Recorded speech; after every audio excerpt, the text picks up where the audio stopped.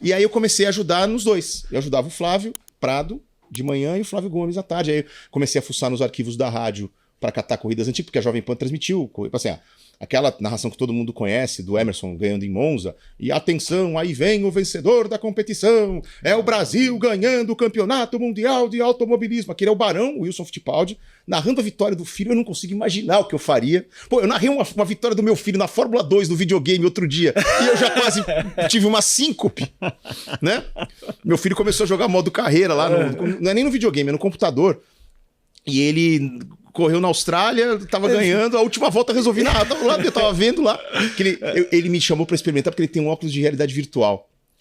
E aí, mano, é bizarro, né? Porque você vira a cabeça, você olha pra cá, eu falei, cara, isso aqui é uma loucura. Aí eu deixei ele correr, porque obviamente eu fui tentar classificar, bati o carro. Aí ele largou em 16º e veio jantando todo mundo.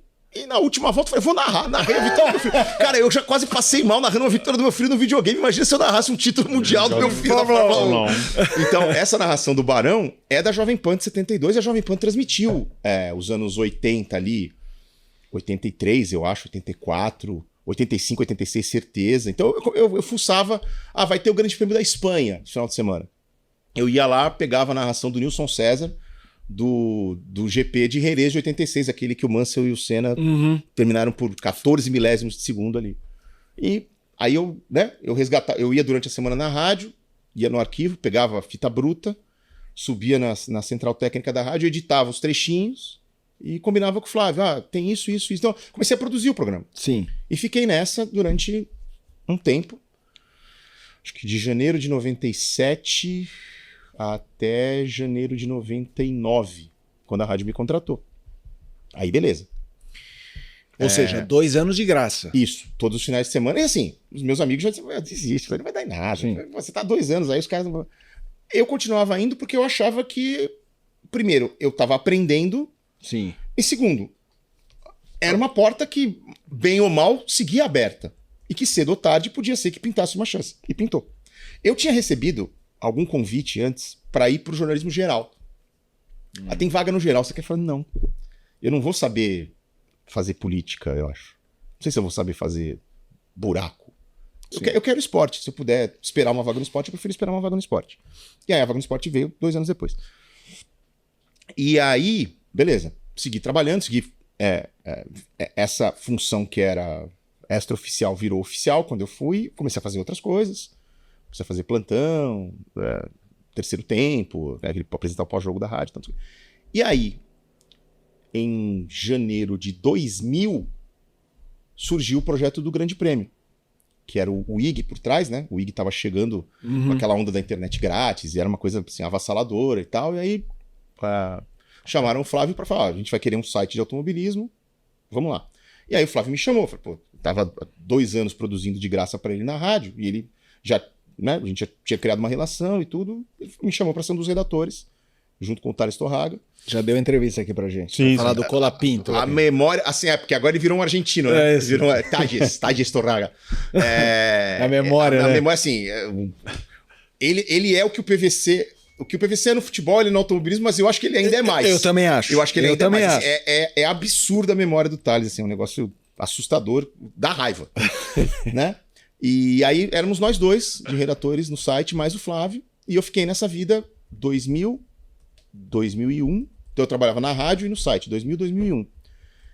No final de 2001, o Flávio saiu para a Rádio Bandeirantes.